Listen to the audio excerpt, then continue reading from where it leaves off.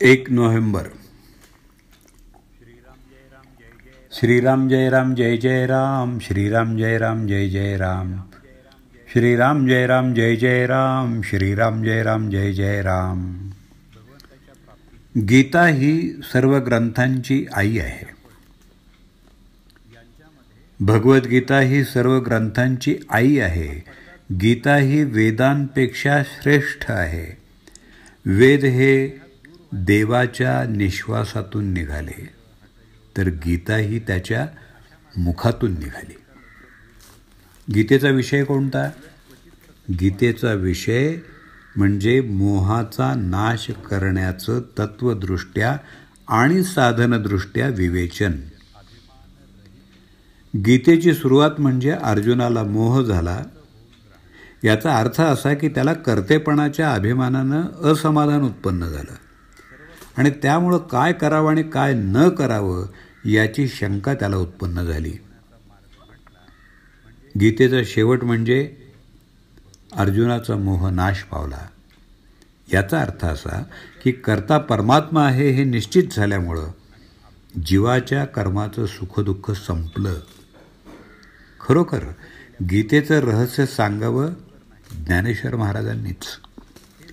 भारतीय युद्धामध्ये परमात्मा पितांबर नेसून अर्जुनाच्या रथावर बसून रणांगणावर अर्जुनाला गीता सांगते झाले.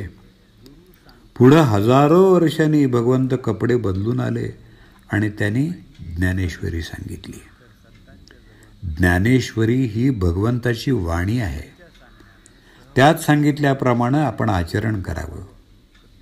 मी मागं आहे, तू पुढं चल, हेच भगवंतानी आपणा सर्वांना सांगितलेलं आहे. एखादी उपवर झालेली मुलगी जर आपल्या मैत्रिणीच्या लग्नाला गेली तर तो समारंभ पाहून तिच्या मनामध्ये स्वतःच्या लग्नाचे आणि त्यातल्या सोहळ्याचे विचार येतात. त्याचप्रमाणे आपण पोथी ऐकत असताना त्यामध्ये वर्णन केलेल्या अवस्था आपल्याला कशा येतील याचा विचार करावा. आत्मनिवेदन म्हणजे मी कोण आहे हे कळणं. प्रारब्धाच्या गतीनं देहाला जी सुखदुःख भोगावी लागतात त्यामध्ये आपण असल्यासारखं दिसावं, पण खरं मात्र नसावं. आशिलाचा खटला स्वतःचाच आहे असं समजून वकील कोर्टामध्ये भांडतो, पण खटल्याचा निकाल कसाही लागला तरी त्याचं सुखदुःख तो मानत नाही. वरून मात्र आशिलाच्या जवळ दुःख दाखवतो. अगदी असाच व्यवहार मी करतो. व्यवहार सत्य मानणाऱ्या लोकांमध्ये वावरायचं असेल तर बाहेरून त्यांच्यासारखं वागणं गरजेचं आहे. आणि असं वागत असताना आपलं भगवंताचं अनुसंधान चुकून न दिलं की व्यवहार हा खेळ बनतो. कधी हार तर कधी जीत. खेळात आपण हारलो काय आणि जिंकलो काय खऱ्या जीवनाच्या दृष्टीनं सारखंच आहे. तरी खेळ खेळताना मात्र तो जिंकण्याचा चांगला प्रयत्न करावा.